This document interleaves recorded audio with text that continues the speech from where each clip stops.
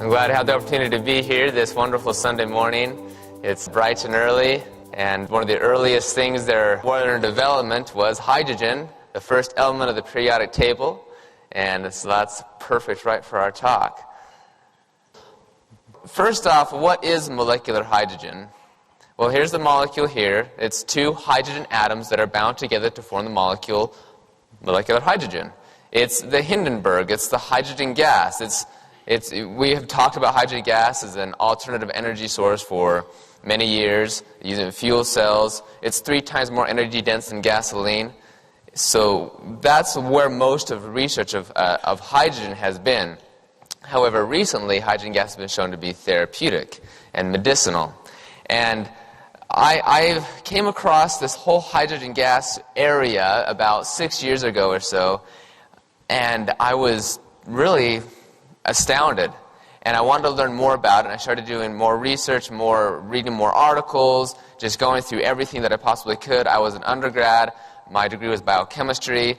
I continued reading all these articles. I got more and more excited about it. I did a number of just research projects here and there. And then for my internship to complete my degree in biochemistry, I had the opportunity to go to Nagoya University in Japan. And that was a big deal because Nagoya is the 5th most prestigious university there in Japan. It's very well recognized. And I had the opportunity to go over there and research with some of the brightest minds in the world of academia. And my mentor, Dr. Kenji Ono, he is the vice dean of Nagoya University in the Department of Neurogenetics. And it's very interesting how he got into this whole area of hydrogen gas. And his story is basically, he heard a lot of anecdotes and other colleagues talking about this whole hydrogen gas idea and its possibility that it could be medicinal and therapeutic. And he being rather skeptical and a very respected scientist in his field of neurogenetics and all the things he's done at the Mayo Clinic and other places throughout his life, he didn't quite want to do the whole hydrogen gas thing because he was very skeptical and almost sounded a little like pseudoscience or something. And so what he decided to do is do an in-house study where he was going to see the effects of hydrogen gas on Parkinson's disease. So he took rats and injected them with a toxin to induce a Parkinson's disease in them. And then he had, in a controlled trial, he had some of the rats drink water that contains dissolved hydrogen gas, and of course the other rats just drink normal water. What he saw changed his research career because he saw that the rats drinking the hydrogen-rich water, it totally prevented the development of Parkinson's disease. So when he saw that with his own eyes in his own lab, that totally changed research career, and now he has focused entirely on trying to elucidate what the underlying molecular mechanisms and primary targets of hydrogen gas is. And that's also my primary desire or goal or emphasis, is what interests me the most, is how is hydrogen gas working? Because we see it in cells, tissues, animals, humans, all these different things about hydrogen gas, but the question is, how is it actually working? And those answers remain elusive. So in this presentation, I'm just going to briefly give you an overview of hydrogen gas and its medical applications, what we've seen so far, how it can be used, and that should help you in your practice and how maybe you can use it. So here's some of my objectives here. We're basically the basic pharmacodynamics of hydrogen gas, including its role as an antioxidant and its signaling and modulating effects, therapeutic and potential of molecular hydrogen in medical and clinical applications, and the shortcomings and weaknesses of conventional antioxidants and how hydrogen gas can overcome them. So right now, molecular hydrogen has shown to have therapeutic potential in over 150 human and animal disease models. The last count is actually closer to 170 different human and animal disease models. And essentially every organ of the human body, whether the spleen, the pancreas, the brain, the heart, the testes, the placenta, and we'll talk about more of these in detail. The number of research articles on molecular hydrogen are also growing exponentially. It really started about 2007. And the reason why is because there's lots of journals and more popping up these days. But journals, as you know, in the peer review are tiered at higher levels, and this is generally based on its impact factor. In 2007, There were about 50 articles that were published on the medical effects of hydrogen gas and its potential as being therapeutic, but no one really took a lot of interest. One of the first articles was in 1975 by Baylor University and Texas A&M, showing that hyperbaric hydrogen has a marked regression of tumors, melanoma tumors in mice. And there's a couple other articles here and there, but not a lot of interest. And really, when you think about it, how do you really apply hyperbaric hydrogen to your normal patients? Hydrogen gas is extremely flammable. It's a safety issue. So it wasn't really practical. However, what happened, there were only 50 articles or so around 2007, but in 2007 there was a groundbreaking article published in the journal Nature Medicine, which, as you know, is one of the most prestigious, highly respected journals. It has an impact factor around 30 or so. And when the article was published in there, which has been cited hundreds and hundreds of times, that really took the biomedical research area and scientists by surprise, and now research has just grown exponentially to now there's actually around 600 different articles that discuss its therapeutic application. It's not just in Asia, but also here it's growing in the U.S. A number of these universities and organizations are also doing hydrogen research. You see NASA, some of them are actually looking into using hydrogen-rich water. You can take the gas and put it into water, and astronauts can drink that to protect them from the radiation damage during space travel. So lots of easy uses. Loma Linda University, this is an article that was published in 2013 by Dixon and colleagues. They say that hydrogen has marked therapeutic potential to help with the top 8 out of the 10 fatality-causing diseases listed by the CDC. It's remarkable what we're finding so far. So the question then is, how does hydrogen exert these biological effects? Like I said, it has this therapeutic potential in essentially every organ of the human body, but how? How's it doing that, right? Well, one of the hypotheses or theories that we've found so far is that hydrogen neutralizes toxic radicals as a therapeutic antioxidant. And this, again, is in 2007. This is the article that I mentioned earlier that was published in Nature Medicine. You can read the title, Hydrogen Acts as an Antioxidant by Selectively Reducing Cytotoxic Hydroxyl Radicals. And so they made of course, hydroxyl radicals via the Fenton reaction. It could see reduction. And it was very, very, very profound what they were able to see. But note the word selective, because we're going to talk about that. First off, what are free radicals? Just so we understand, free radicals have the unpaired electron. They're very reactive. Then you also have the reactive oxygen species like hydrogen peroxide, and a number of other ones that are just very strong oxidants that can cause damage, which, as you see here, they can damage RNA, DNA, protein, cell membranes, linked to cell death, and really every disease there is, neurological disorders, inflammatory disorders, cancer, diabetes, and the list goes on and on. How are these reactive oxygen species generated? Primarily in the mitochondria, primarily complex 1 and complex 3, the electron transport chain. You have oxygen reduction to superoxide, and then, of course, that can go on to form hydrogen peroxide, hydroxyl radicals, and other oxidants and pro-oxidants, which cause all these damage. But notice, most of that is in the mitochondria inside of the cell. Now, importantly, the body, as you know, has our own self-defense system. We need oxygen to breathe. I mean, how many of you are breathing right now? Well, you're doing it because you need it. And every time you breathe oxygen, though, around 2 to 4% of that oxygen can actually turn into these cytotoxic oxygen radicals that can in turn be damaging to your body. So we have to protect our bodies from this. So we have various peptides and enzymes to help protect our bodies. As you know, things like glutathione, superoxide dismutase, catalase, and a number of other things. What we're showing, though, is life, in reality, is balanced between oxidation and reduction. I mean, you can even consider it like a battery, a negative and positive charge. Life is totally balanced on this. On the one side, you have oxidation. You have all your different things from your hypochlorite, your hydrogen peroxide, superoxide, and your NAD+, NADP+, all of these different things are just all oxidants that the body needs. And then on the other side, you have reduction. And the whole body, everything is balanced right between this. Or you can have oxidative stress or reductive stress. And it's interesting, the molecules that seem to characterize oxidation reduction the most is actually oxygen and hydrogen. And when the two react together, you form the life-giving solvent water. So it's kind of a romantic story when you consider all this, and the fact that we've been focusing on oxygen all the time, but maybe missing this yin and yang type of relationship with the hydrogen. And now the research is coming back in saying, hey, this hydrogen is actually fairly good for us.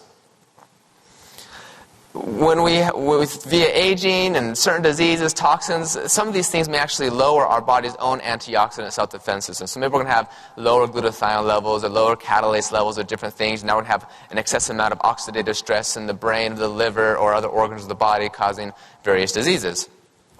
Now, importantly, please note this. This is a misconception that all free radicals are just toxic, bad, kill you. Take 1 million loads of antioxidants and you're just going to live forever.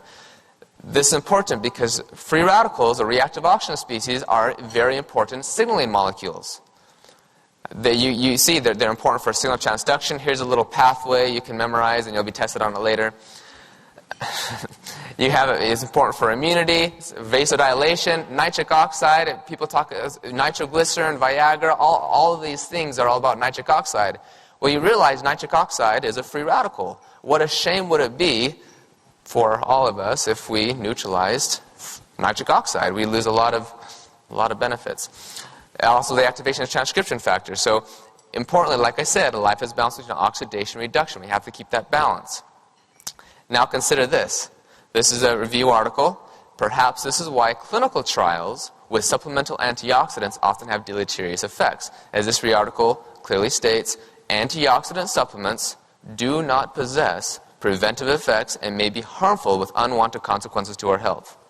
Now, please note there are certain cases where high doses of maybe vitamin C here or glutathione there, this or that, can be very effective, but in the right circumstances, in the right cases, and really a case-by-case basis. But when you really look at the literature, you'll see that for most of the part, when you're taking high levels of antioxidants, it doesn't really offer the benefits you think it ought. And there's a few reasons why. One of them, maybe it's scavenging too much of it, and maybe it's not actually getting to where it needs to be in the first place. Exercise. We know exercise is medicine. That has been the cry of this last few years. Exercise is medicine. Well, guess what? When you exercise, you're breathing more oxygen. Unless you hold your breath when you breathe, and I wouldn't recommend that. Although you do get winded faster. The fact is, when you exercise, you produce more free radicals, and these free radicals, reactive oxygen species, are very important for your training benefits. Increased mitochondrial biogenesis, increased vascularization. All of these different things really can be mediated by these free radicals. And guess what? Conventional antioxidants may actually negate the benefits of exercise training. They've shown studies of people taking high doses of vitamin C, for example, that can blunt the improved insulin sensitivity after a bout of exercise. Or maybe a 10-week exercise program with endurance training. Well, all of a sudden, they don't have a higher VO2 max, or they don't have as much of the mitochondrial biogenesis as they ought to have because they're taking so much antioxidants. So all of these things are very important to consider with patients with chronic diseases who may be suffering in their cells oxidative stress. Consider this, that in the cell, there's a new article published, I think in Science, that showed that you could have a cell that in one compartment, say the endoplasmic reticulum, which, that's important, the ER is important for protein folding, right? And protein misfolding is like, what is the cause of aging and everything? Well, guess what? As you age, the ER, the endoplasmic reticulum, actually loses its stability, its oxidative power, its oxidative potential. It doesn't have enough because there's not as much oxidative potential. So again, we have to have that oxidative potential. So in the ER, we're having not enough oxidative potential, but in the cytosol, we're having too much oxidative potential. So in the exact same cell, we're having a dysregulation of redox homeostasis. See the issue? So the question you all have is, well then, Tyler, why are you trying to talk about hydrogen gas as an antioxidant if antioxidants aren't so good for us? Well, that's a good question. Let me answer that. First off, notice the article. It's selective. Selective antioxidant. It's really only going to scavenge the most cytotoxic or cell-damaging free radicals, such as the hydroxyl radical. Okay? All these other ones, superoxide, anion radical, look, that's not very reactive. And it's going to be regulated by the body. It has and superoxide just mutates. That'll just mutate that to form hydrogen peroxide, and then you have hydrogen peroxide. Well, that's not very reactive either, and there's actually aquaporin channels that hydrogen peroxide goes into, does signaling things, and then catalase of glutathione peroxidase takes care of that. All of these things are regulated and controlled by the body. Hydroxyl radicals, on the other hand, are produced and just kill. Produce and kill. That's what they do. That's why they live and die. They die killing you. So let's not do that. Let's scavenge those things with hydrogen gas. And this is the other thing. Even if we're scavenging maybe too much hydroxyl radicals, let's do some physics, some chemistry here. Look at the rate constants. Typical radical reactions are on the order of 10 to the 10th. You see the hydroxyl radicals to form hydrogen peroxide, 10 to the 10th. The rate constant of all these ones are about 10 to the 10th. Notice the last one. Hydrogen gas against the hydroxyl radical is 10 to the 7th, 3 orders of magnitude lower. And plus, the concentration of hydrogen gas in the cells is often very low, the micromolar amount. So even at that, you're not going to be scavenging an excessive amount of these important biological signaling molecules. But it can do it under the right circumstances, such as when there's oxidative stress. Not just oxidative things going on, because again, that's key and essential to our whole being. Now, this is a very important slide.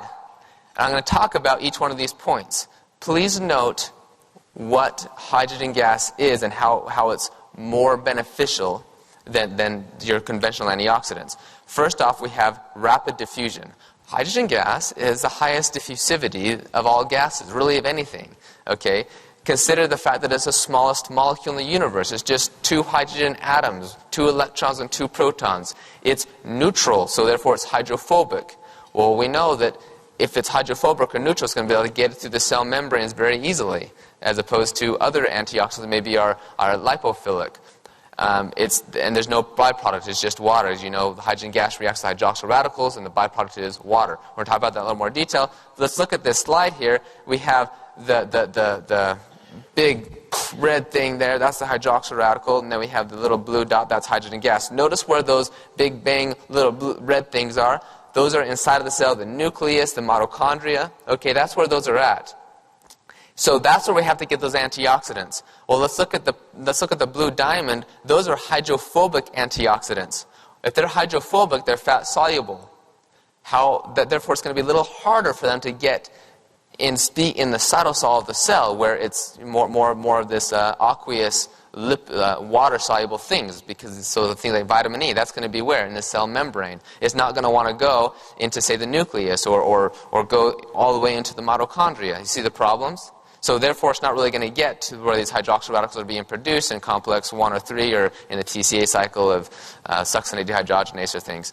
The other problem is hydrophilic antioxidants. Okay, so how are you going to go through the cell membrane?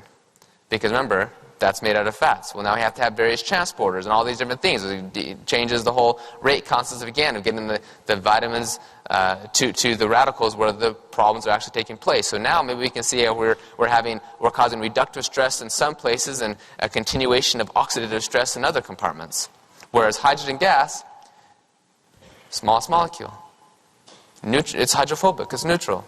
So it can diffuse through all these subcellular compartments and membranes, the blood-brain barrier, testis barrier, placental barrier, all these things very easily, where it can actually react with these hydroxyl radicals and convert them to water, which is, the last thing, that's the byproduct is water. Think about it. When you have something like vitamin C, if vitamin C donates its electrons, it's not vitamin C anymore. It's an oxidized form, right? And so now the body has to rejuvenate that, which is going to use up NADPH equivalents or glutathione or other things. It's got to metabolize it, it's got to eliminate it, it's got to do something, or else now that could be a potential toxic pro-oxidant or of some byproduct or whatever. The body's got to clear it, right? Versus hydrogen gas, it's going to react with these hydroxyl radicals, and the byproduct is simply water. I mean, some people even drink that stuff. Now, importantly, though, hydrogen gas does reduce oxidative stress, because we're talking about all these things about why hydrogen gas is selectivity, the rate constants. Well, then, does it really work? And what I did is, like I said, there's over 600 articles now. I've read every single one of them. and I've gone through and I've done all this stuff, and I just took some of the neat things and I kind of prepared this table. So here we see markers of oxidative stress. This table comes from cells, from tissues studies, from animal studies and human studies. And this is where hydrogen gas can do its thing in the right conditions, in the right cases. Remember, if you have normal MDA levels, which is malondialdehyde, which is a marker of oxidative stress, hydrogen gas is not going to reduce it. It's not going to do it because it's a mild reductant, and you don't want to reduce oxidative stress more than you need to, okay? So markers of oxidative stress, these are very common markers. MDA, T-bars, 8OD, HDG, the marker of DNA damage, all these different ones, hydrogen gas showing it can reduce oxidative stress.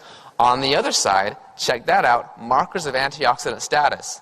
Hydrogen gas actually able to increase or upregulate to bring back to homeostasis our body's own antioxidant enzymes such as superoxide dismutase, glutathione, catalase, glutathione peroxidase, glutathione S-transferase, glutathione reductase. All of these things hydrogen gas also helps to do, which we'll talk about here in a little bit as well. Now there are 3 ways hydrogen gas is able to do this to reduce the oxidative stress. One of them, as I said before, hydrogen gas may actually be scavenging these hydroxyl radicals, as is shown in the Nature article, and again, you form water. Another one is hydrogen gas can actually activate what's called the NRF2 or NRF2 pathway, which is it's a transcription factor, right? The whole antioxidant response element part of the DNA. Hydrogen gas can activate the NRF2 pathway, which leads to an increased production of superoxide dismutase, glutathione, catalase, and subsequent induction of heme 1 oxygenase, which again is extremely cytoprotective. And somehow that does it. Notice I have a question mark. That is what intrigues me. I want to know, how is it doing that? Okay, what is the primary target? Some kind of iron sulfur cluster here, and it's going to, or cell membrane volume type thing, it's going to attach to that and do its little magic. It's amazing, you know. I was at Nagoya for a few months doing research there, and so I was able to actually research some of these signaling pathways and whatnot, and seeing how hydrogen gas is actually changing the different levels. And I'm like, okay, how's it doing it? How is this doing it? It's mind-boggling. It's awesome. Okay, so going on, hydrogen may also prevent this excessive amounts of reactive oxygen species by actually preventing them from forming in the first place via cell modulation. Here we have like a NOx system, NADPH oxidase. On the one side we see it's activated. When it's activated, the complex is glued together. It's not really glue, super glue, you know, we don't have that in our cells. But for the sake of this, they're stuck together, and when it's activated like that, we're reducing oxygen to form superoxide, and the superoxide can go on to form various other radicals that are very damaging. And when that's heightened, when that's activated via inflammation or various pathologies or diseases, we're going to have more and more oxidative stress, maybe reductive stress somewhere else, and the whole, again, dysregulation of redox homeostasis. Well, hydrogen gas, in the right circumstances, can actually downregulate this NADPH oxidase system, thus preventing ROS formation in the first place. Now, don't we say prevention is better than better than treatment? Well, here's hydrogen. It's a smart guy. You know, it's simple, humble, but you know, it's doing what it does best. Now, importantly, though, the antioxidant activity may not fully answer why H2 has so many benefits, because the fact is, when you take hydrogen gas, well, you're going to exhale most of it out of your breath. It's not going to be in your system for, you know, days and hours and whatnot. It's going to be cleared very rapidly. So why isn't then you can take hydrogen gas through, you know, drinking hydrogen-rich water or inhalation or something, and yet still have these cytoprotective effects hours or even days later, this residual effect? Because if hydrogen gas is not even in the cell, then how is it scavenging those hydroxyl radicals, right? So there has to be something more to this. And this is, again, where I get really excited, so bear with me if I start doing, you know, jumping up and down. First off, H2 may actually be acting as some sort of novel signaling molecule. And the reason why is because under the right conditions, hydrogen can alter the levels of activities of over 200 different biomolecules. I got 200 biomolecules. I just went through a bunch of articles, and I'm like, oh, okay, that's a transcription factor, that's a protein, and this is not mRNA, remember, because you do, you know, RT-PCR or something, you have different, you know, mRNA levels or whatnot. That doesn't actually account to like your Western blot of an actual protein. So these are all things that have been altered on the protein level, which is what matters. And hydrogen gas is able to upregulate or to downregulate over 200 of these different things. How? I don't know. But when you compare this hydrogen gas, because it is a gas, to other gaseous acetylene molecules, and this is very interesting. Let's talk about nitric oxide. Nitric oxide, it was a acetylene molecule, but before that, in the 80s or 70s, and this time, they knew that there was this vasodilating active thing. It's called endothelial vasodilator, and they didn't know what it was. They just knew it was some agent. Somebody proposed that it was a gas, nitric oxide, and what happened? He got laughed at, and he ridiculed and everything, because the gas can't do that. Nitric oxide, no way, no way. And guess who won the Nobel Prize, right? In 1998, he got the Nobel Prize for showing that, yes, indeed, it was a gas that was doing this. And subsequently, he found other gas-acetylene molecules, such as carbon monoxide, which is very toxic at high levels, but extremely therapeutic in lower doses. And our body actually makes carbon monoxide through a heme-1 and different things. But we see here, this is my little graph I prepared for you. This is why it's so elusive when you consider hydrogen sulfide. You can see the chemical structure. It's polar. We know the mechanisms: S-sulfhydration, protein, cysteine, etc. We have nitric oxide. Well, it's very polar. It's a radical. And we know its mechanism: nitrosylation. It binds to the iron on the guanylyl cyclase. Carbon monoxide. One of the targets, like hypoxia disciple factor 1 alpha, heme 1 oxygenase. We see these mechanisms. We see the chemical structure, how it's going to interact with these different moieties of the cell or different things. However, hydrogen gas is nonpolar. It's neutral. So how is it working? What are the mechanisms? And as you can see there, that's how it's working. These question marks. So when you have a very good microscope and you look in there, you start to see these question marks in there. And that's what I feel like sometimes. So really, this is what it is. How is hydrogen gas doing this? Who knows how many pathways or whatever it's doing, or maybe it's just master regulators and drivers that are then in turn inducing all these things. So hydrogen gas is altering these things indirectly, not directly. Which ones that are affecting directly? I don't know. We're getting closer. And I just had a talk with a Japanese scientist a few days ago. We talked over 2 hours, and he has some studies he's been doing. We can't disclose it at this point, but we're getting closer, and it's exciting. I'm getting ready to jump a little bit, so I'll just move on before. Okay, so the fact is, we know that hydrogen gas is working. We've seen tons of studies. It's awesome. It's amazing. We know what we don't know how it is working, and I have an idea. Maybe it's a romantic story, and we like romance and stuff. So I decided to give. Well, maybe here's the reason why it's working, and here it is. Perhaps the reason H2 exerts a biological effect is because H2 has been intimately, see, it's romantic, intimately involved in the origins of the universe, the genesis of life, and the evolution of eukaryotes, so your plant animal cells. Check it out. So, at the very beginning, hydrogen was involved in the origins of the universe. And one of the famous astronomers, Harlow or something, he said, if God did make the world in one day, that word would have been hydrogen. I just thought that was interesting when you consider this whole thing about hydrogen. It is the father of all the elements. The Big Bang 14 billion years ago, and then we get hydrogen and all the other molecules that are elements of the periodic table. So we should thank hydrogen for that. Then we have the next part. Hydrogen was involved in the genesis of life. We even go back to the famous Stanley Miller experience in science back in 1953. Hydrogen gas is one of those molecules there that was involved in the production of the various base molecules of life. And the hydrogen gas could come from this, reaction with iron, hydrogen sulfide, form hydrogen gas. We have this picture here, which is also shown here. Deep-sea hydrothermal vents from the ocean, where life likely originated from, will actually may have served as an energy source to these chemolithic autotrophs. That hydrogen gas has these electrons, very energy-rich, so these enzyme complex, whatever, eventually could develop the ability to extract those electrons out, this hydrogenase activity, forming the first life, the first types of prokaryotes and whatnot. And very interesting, an article in Science in 1975 said, the last common ancestor of life also metabolized hydrogen for energy, thus again suggesting its involvement in this entire evolutionary process. This is interesting. Many of us have heard of these, natural healing waters and all this kind of hocus-pocus stuff. Actually, some of these waters, though, have been documented to have potential therapeutic benefits. And when you go back to the waters, and some scientists have gone back there, and they've actually tested these waters to see what's in them, and guess what they found? Hydrogen gas. Now, hydrogen gas could be in the waters via maybe anaerobic bacteria or basalt catalyzed reaction from the various metals in the water, but some of these waters contain small amounts of hydrogen gas. So it's pretty interesting.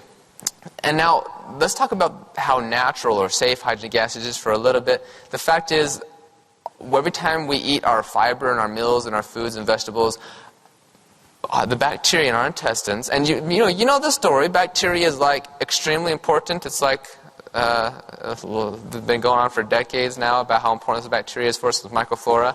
One of the reasons why is because of when you eat your fruits and vegetables or fiber, non-digestible carbohydrates, you're producing hydrogen gas, and you're getting as much as 10 liters of H2 per day, and you have a higher breath ppm.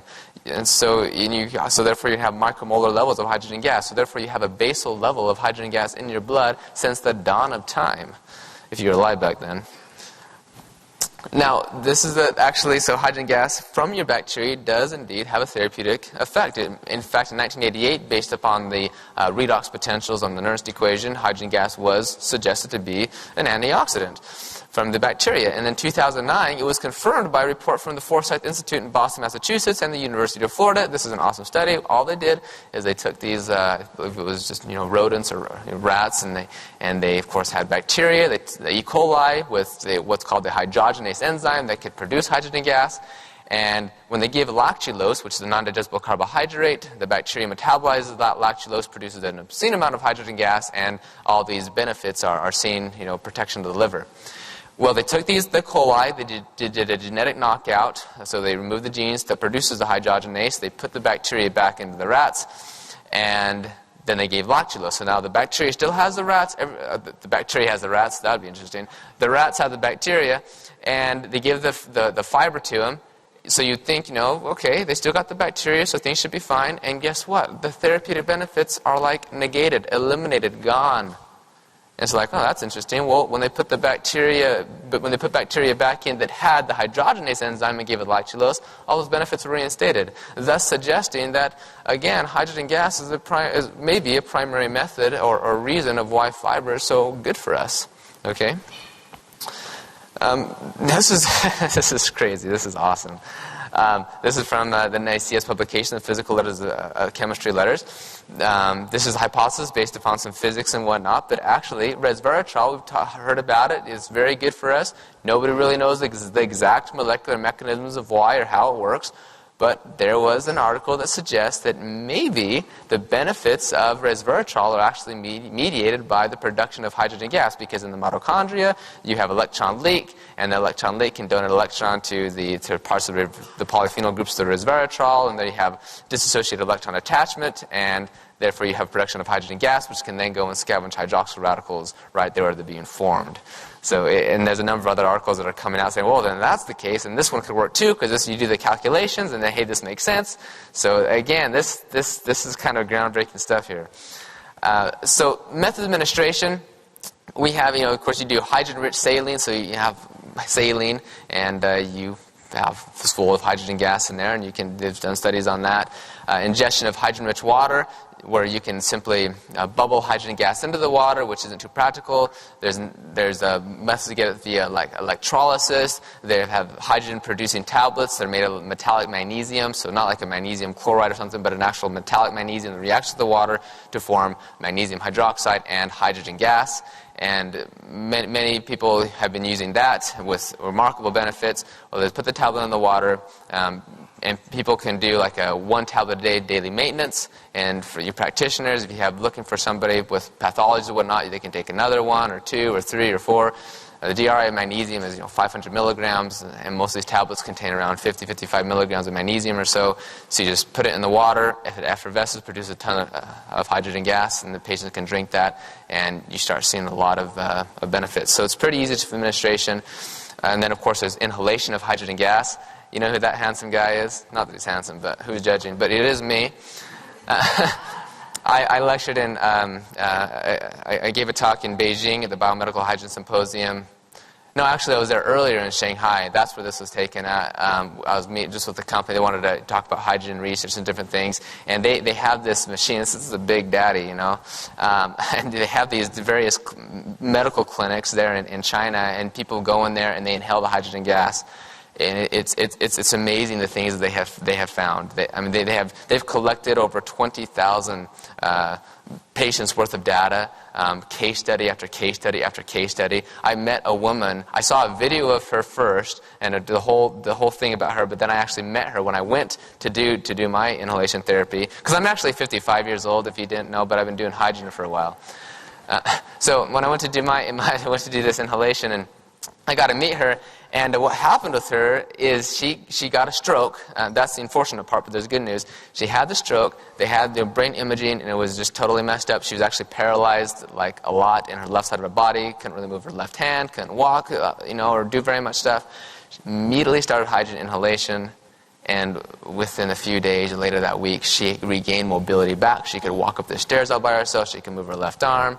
And there's case after case after case of people who are like in a coma, ready to die, take them off oxygen, all of a sudden put them on hydrogen inhalation therapy, and they wake up a few hours later, start doing better. I mean, it's just like, I don't even believe this stuff, but it's like right here, and there's so much empirical evidence. I'm like, okay, this is awesome. I believe the Chinese FDA just gave the FDA clearance, the medical approval, so they can sell to medical hospitals there in China. So it's enormous, all the amount of research, things that are going on at very high levels. Now let's go to just some of the studies so you can see what are the studies actually showing. First, I wanted to compare the superiority of hydrogen to other antioxidants. Here we have the long-term treatment of hydrogen-rich saline. It abates testicular oxidative stress induced by nicotine in mice. It's an epidemic. People using tobacco, smoking, and that causes testicle problems. And if you want those and save them, then this is a good option for you. If we compare this to other antioxidants, so this is very powerful. On this far graph, we have T, which stands for Tyler. No, it stands for testosterone. First, we have the control, and that's the normal range you want to be at. And then you have no treatment, right? But you get the nicotine, and you notice that just plummets it right down. It's like, it's like you always see these things, and they always get stars. I'm like, that's like contradictory, because when I was in school, I got stars when I did good things. So, just kidding. So it plummets that right down, and then when they give hydrogen gas, it just brings it back up, and no star for you. It maintains that hydrogen gas, the testosterone levels right where they need to be, but when you gave vitamin C or vitamin E, there was no statistical improvements. Same thing with sperm motility and sperm concentration. Again, it was a hydrogen gas showed the superiority of this.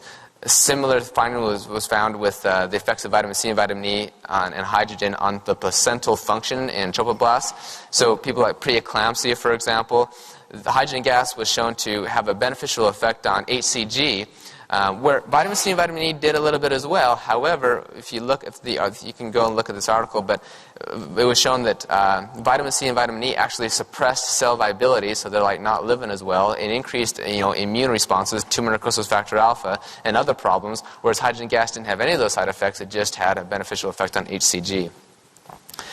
This is very interesting because radiation is a big talk. All the damage that's come from this. I mentioned like NASA with the astronauts. That's an interesting concept. Here we're showing the concentrations of 8-OHDG, which, as I mentioned, was a marker of DNA damage.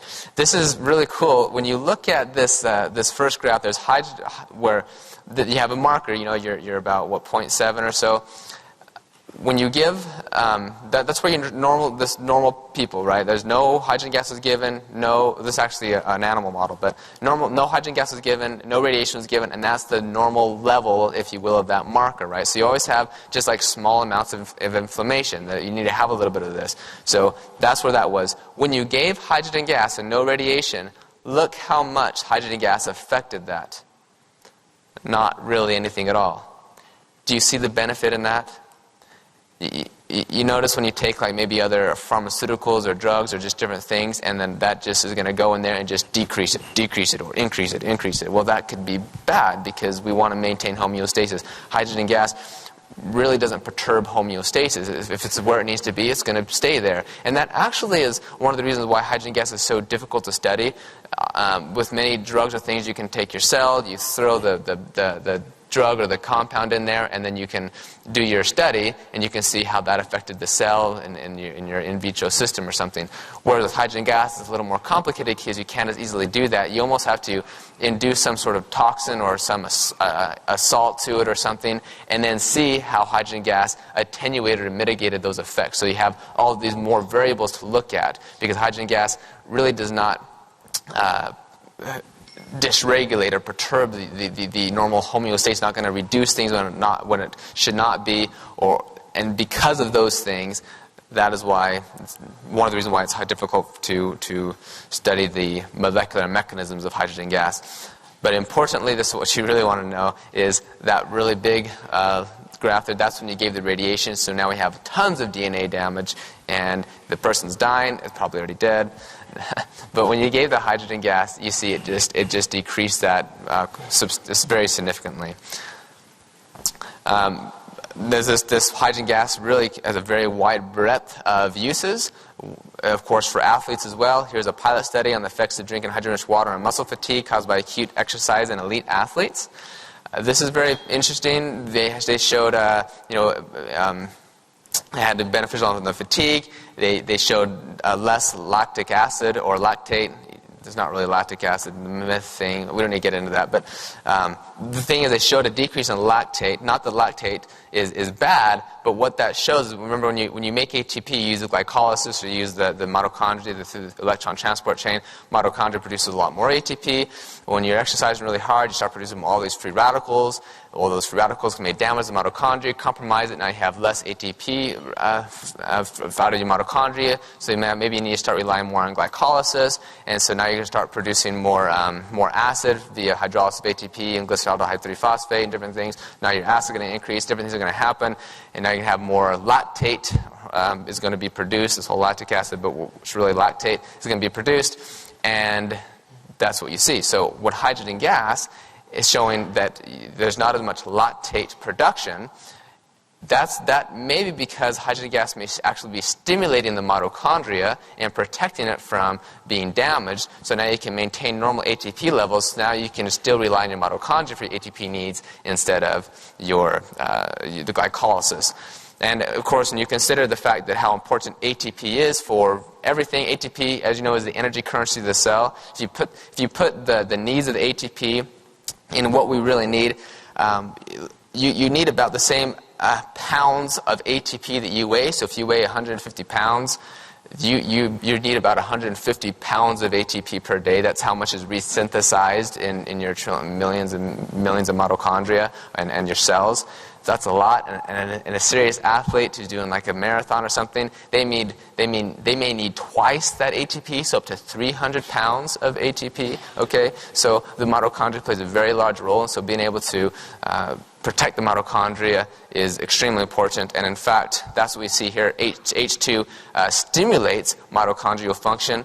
This is an allograft, cardiac allograft article, but it's very good graphs. We wanted to show this. Complex 1, 2, 3, and 4, and 5. All of these things, with the electron transport chain, so hydrogen gas can actually stimulate them. In fact, even beyond control, the control in some cases, which when you stimulate these complexes, you're going to have higher ATP levels, which shows, again, here you see even above control, you have higher ATP levels. Mitochondria does seem to be a major place that hydrogen gas is exerting some of these therapeutic benefits.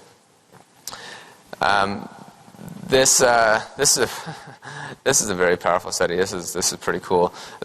The maternal molecular hydrogen administration ameliorates rat fetal hippocampal damage caused by uteroischemia reperfusion.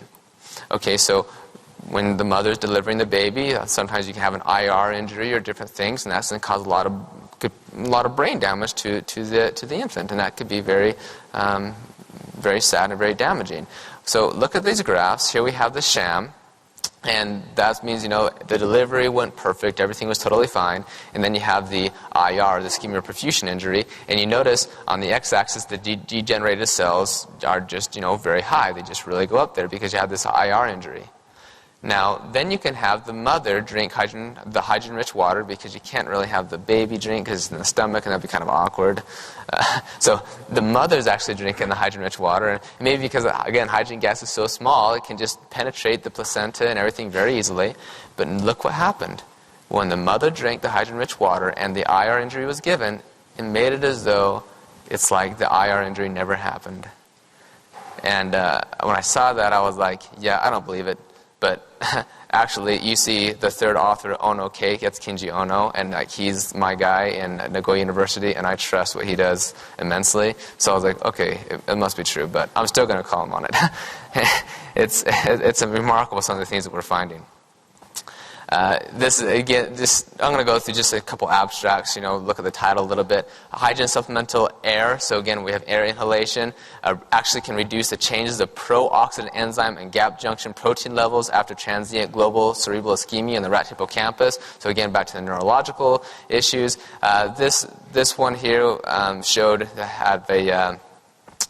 the expression of COX-2 and the connexins and proteins were actually upregulated, while the neural nitric oxide synthase, which can cause a lot of damage if that's too high, was actually downregulated after 3 days after the injury that was given. So hydrogen gas, again, helpful in this area.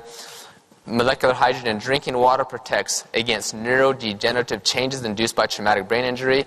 This is from the University of Washington and Wisconsin and a couple organizations. This is an amazing article. It's still kind of difficult to believe, but these are pretty good researchers. But they found that hydrogen gas is really was protective on the mitochondria and the ATP production, and actually they suggested that hydrogen gas could actually increase ATP levels via what's called the Jagendorf reaction, which is interesting. It's in the mitochondria. It doesn't really rely on the electron transport chain. We don't need to go into that, but it's pretty interesting what we're finding here.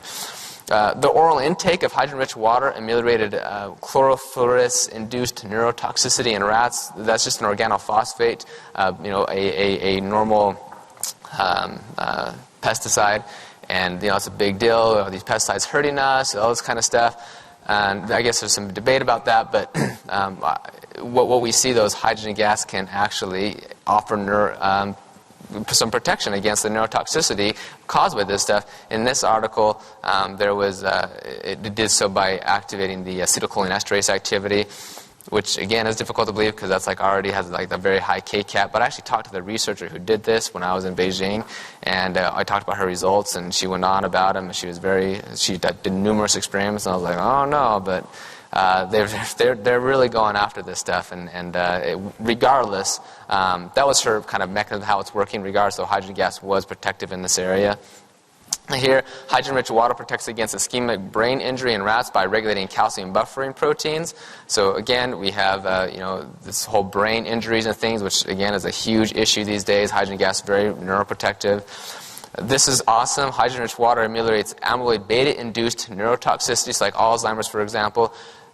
This is through the upregulation of SIRT1 FOXO3A by stimulation of AMP-activated protein kinase SNK and MC cells. So that's awesome because, of course, the SIRT1 protein is it's okay. I understand. It's awesome though. Here, hydrogen-rich water improves neurological function through the attenuation of the blood-brain barrier disruption in spontaneously hypertensive-prone rats. So that may be one of the reasons why hydrogen gas is also effective. It can help attenuate the blood-brain barrier, and we know it's a big thing. When you have a disruption in that via hypertension or drugs or what have you, hydrogen gas may be able to ameliorate some of those things. Oral hydrogen water induces neuroprotective ghrelin secretion. Ghrelin, the hunger hormone, right? This is very interesting. You've heard about the benefits of fasting before, the intermittent fasting and different things of this nature. Well, one of the reasons that fasting is beneficial for you is because you increase ghrelin. And ghrelin acts as a second messenger, is extremely protective, neuroprotective, has lots and lots of benefits. So one of the reasons that fasting is good for you is because you have ghrelin. Well, one of the reasons drinking hydrogen-rich water is good for you is because you also enact gastric ghrelin secretion, and that ghrelin in turn acts as a second messenger to go and help different parts of the brain. Actually, in the Parkinson's disease studies that I've talked about and I'll talk about again, it was most likely ghrelin that acted as a second messenger to offer that cytoprotective effect of the Stamtia nigra even more so than hydrogen gas. So hydrogen gas did so indirectly via the second messenger, ghrelin. And here it is right here, pilot study of H2 therapy in Parkinson's disease, a randomized double-blind placebo-controlled trial. This is a 48 trial they did, and awesome results. And of course, I've heard of, there's anecdotal case reports with people taking like the hydrogen-producing tablets. They'll put them in the water in people with Parkinson's disease. Often what I would say is it's not going to give a reversal of the Parkinson's, but maybe a better quality of life, maybe decrease the aging that's going to occur, or the downward spiral that generally occurs in Parkinson's disease. However, I've heard quite a few reports now, people who are taking the hydrogen, that they have the symptoms. You can see they have the symptoms, and then after a few weeks or whatever of them taking the hydrogen, they totally don't even have that anymore, and they wouldn't be diagnosed as having the Parkinson's disease. So I guess in some cases maybe it is possible to have these types of reversals. Hydrogen-rich water enhances the 5-FU, which is a chemotherapy drug, inhibition of colon cancer. This is very powerful. Chemotherapy, widely used. It's very toxic, of course, to cancer cells. Hopefully that's the goal, but also to our cells. And first off, a lot of studies are showing that hydrogen gas can actually protect the negative side effects of various chemotherapy drugs, like renal-induced neurotoxicity, some different things. So hydrogen gas can protect against the negative side effects of drugs like aspirin-induced gastric mucosal injury, chemotherapy. In this study, hydrogen gas actually offered an additive effect of the chemotherapy drug, where this is a colon cancer in rats, but hydrogen gas, when you gave the drug, there was this much effect, and then you gave hydrogen gas and the drug, there was an additive effect, and hydrogen gas alone could help a little bit. And it depends on the cell line of cancer. There's a lot of issues with cancer. That's why it's called cancer. Here, this is pretty powerful here. Consumption of hydrogen-rich water prevents atherosclerosis in polyoprotein E knockout mice. So when they have this genetic knockout, they're going to get atherosclerosis very easily. Hydrogen, this is part of the quote here. The authors in the article state when they compared these results to other things, the efficacy of hydrogen water seems to be greater than folic acid, vitamin E, iron, alpha-lipoic acid, and other things in the preventing of this atherosclerosis. So again, very powerful. Now, briefly, again, the safety, it's very well established. In at least all the cases, there's really no known toxicity that we have found so far.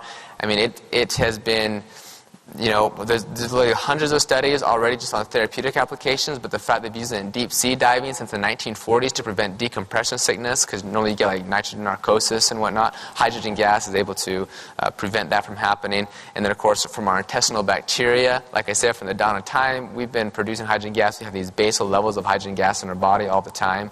So the safety profile of hydrogen gas is enormous, and so the first rule, right, do no harm, and then if something may work, let's try it. So that's why I'm so passionate about hydrogen gas, is because in reality, I can't really think of something that's, I guess, more safe as a supplement that has therapeutic potential than hydrogen gas, and yet has such profound therapeutic potential.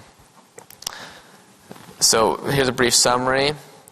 Again, therapeutic potential in 150 or over about 170 different disease models and essentially every organ of the human body. Neutralizes the toxic radicals as a selective antioxidant. Upregulates production of the body's own antioxidants when it needs to be. Again, if you already have normal glutathione, it's not going to increase it more because that could be bad. It has possible signal modulating properties, which again is offering these anti-diabetic, anti-apoptotic, all the different things. In fact, there's one article published in Nature Publishing Group in the Journal of Obesity showing that hydrogen gas could activate the fibroblast growth hormone 21, which induces energy expenditure for like weight loss and things. They found that it was in a mice study, but they found, I think it was rats drinking a hydrogen-rich water had about the same effect as a 15% caloric restriction. And then there was an additive effect when you did both of them. So I mean, hydrogen seems to mimic fasting. Well, we already talked about ghrelin. That's again fasting, so it's pretty powerful there too. has a very high safety profile. Many easy methods of administration. Probably the easiest, of course, is just drinking hydrogen-rich water. Briefly, because I know the question is there, is what's more effective, inhalation or hydrogen-rich water? Well, it depends. Sometimes inhalation can be more effective, but most of the time, well, I don't know most of the time, but I'll say it for right now, but I might change tomorrow. Drinking hydrogen-rich water is just as effective and sometimes more effective. In fact, in a Parkinson's disease study, only the hydrogen-rich water was effective, whereas a continuous administration of hydrogen inhalation was not effective, and that could be to the need of an intermittent or pulse type of exposure as opposed to this continuous exposure.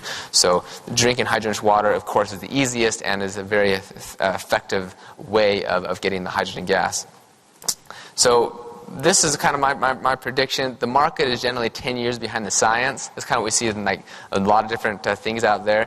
So 2007 is really the beginning of focused research on hydrogen. So I kind of predict by 2017 will be the year of H2 awareness, where just more of the universities and people will be like, wow, let's use this, let's do clinical trials. There's a lot of clinical trials that are underway or starting right now, mainly in Asia. And so when those get published, I mean, it's just going to really just take off. So here's some references. You can write these down really quick. So join the Hydrogen Revolution. This is again, the nonprofit foundation, Molecular Hydrogen Foundation. We only have like 2 minutes left, so if there are like a question or two, you can answer them. Of course, I will be out there at a table, and I'll answer all of your questions there. So thank you very much for your time, and I had a pleasure being here.